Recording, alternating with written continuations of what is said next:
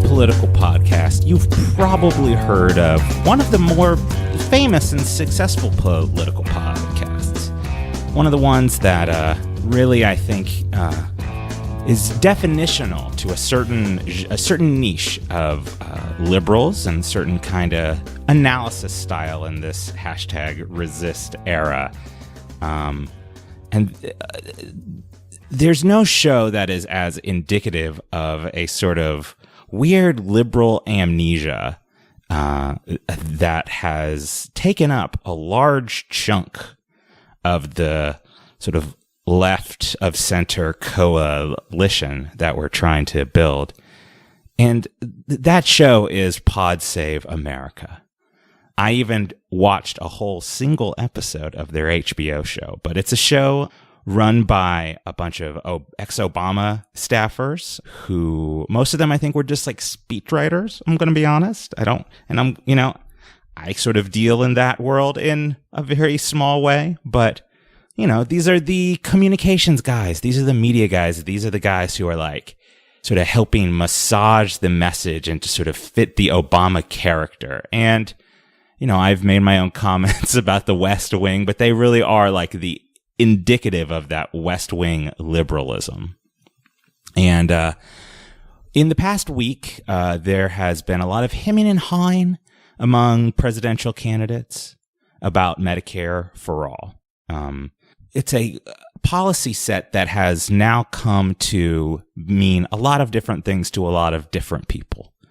There's more the further left, I would say, or the more socialistic, more nationalizing-ish kind of plans, which are about basically eliminating the power of insurance companies and turning healthcare into something that is not like in the market, and then you have a mediation form in the form of insurance to help like figure out how much you should actually have to pay because of like your needs, but it's just flat. At point of service, it's free. Then there are some other plans that are maybe a little bit more of a hybrid. That's maybe more kind of like what they have in Canada, which it has private insurance, but there's like a baseline of care that you can get without paying for it. And then there's the Pod Save America guys. So we're going to listen to, I believe it's Jon Lovitz, not the acting guy, but the not as good one. Oh, by the way, he's supposed to be the funny one. Here we go.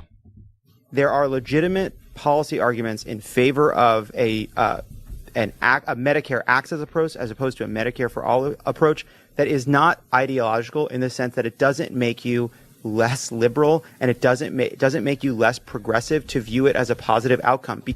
So do you see what he's doing there? He's trying to make sure that this is a trend that I've noticed among liberals who feel outflanked on the left by the growing sort of like socialist left, maybe a large portion of people who would consider themselves progressive, who want to decommodify healthcare.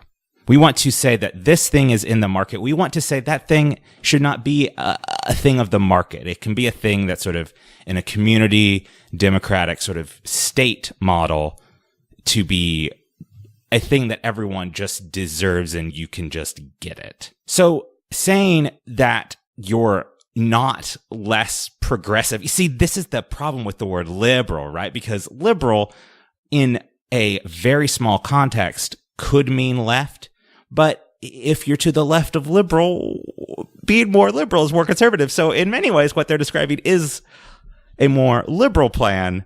And that's because it doesn't go far enough, because it still keeps things that should not be in the hands of the market in the hands of the market. And I think a lot of these kinds of liberals are afraid of realizing that they're not to the left. They're afraid of recognizing their own place in society and how that is affecting their view of that, because they always had this idea of themselves as like on the forefront, as for the many, not the few. But they're not for the many or not the few, not at least as much as they could be. And that's upsetting. So seeing him being defensive about that, that is a tell. Because, again, we are all going to end up paying for healthcare. The goal, the ultimate. That's not true. we are all going to end up paying for healthcare. What does that mean? That is avoiding the actual question of the difference between Medicare access, whatever the fuck he's calling it, and Medicare for all. Medicare for all is saying that you do not have to pay for it. It's saying you do not have to pay for it at service. It says you do not have to pay for it in having to get a subsidized plan. It says that it doesn't matter where you are in the, in your economic status, period. So he can say, yes, but you're going to pay for it in taxes. Well, we're not talking about taxes. If you want to talk about taxes, let's talk about it. Where are you guys on a 70% marginal tax rate? Where are you guys on a wealth tax? Where are you guys on increasing the estate tax? There's a way to do this, but we're talking about how to administer healthcare. We're not talking about, it's just. Because, again, we are all going to end up paying for healthcare. The ultimate goal here is not a process one. It is not, they're a private healthcare plan versus a Medicare plan. So he's saying that it doesn't matter. Like, are you going to have is the government going to be an insurance broker, or is Aetna going to be an insurance broker?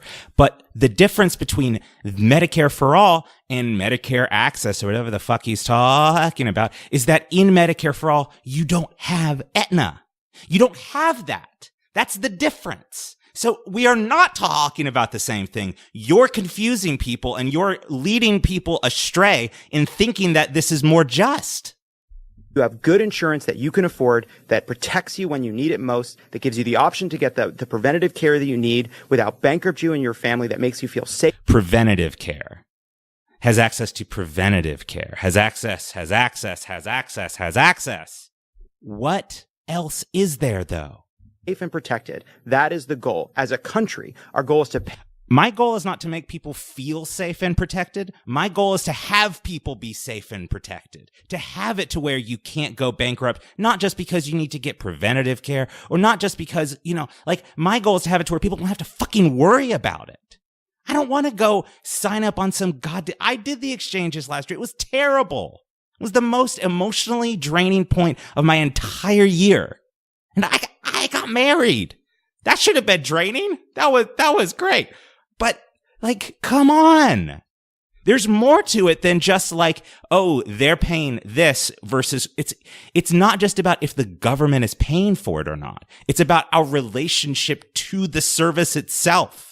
Pay for everyone's healthcare in a way that doesn't eat up a greater and greater share of our gross domestic product. That is the ultimate goal. The debate. And the easiest and cheapest way to do that is by getting rid of these insurance vultures. About policy, the debate about process is a really, really important one, but it should not be always reduced to this ideological question as to whether or not. You know why it's being reduced to an ideological question? It's because it's an ideological battle. I'm sorry that it's making you feel uncomfortable to be on the right. I'm sorry that you're defending capital. But guess what? That's what you do. That's who you are. That's what you're doing. So don't feel bad about it. Embrace it and don't lie to us. You're going along with Bernie, or if you're part of the neoliberals, it is more complicated and a more nuanced than that. Fair enough, because I do think people use the word neoliberal too much, and maybe I have a little. This is the rope-a-dope. This is the trick. This is the game that we're going to be playing with this.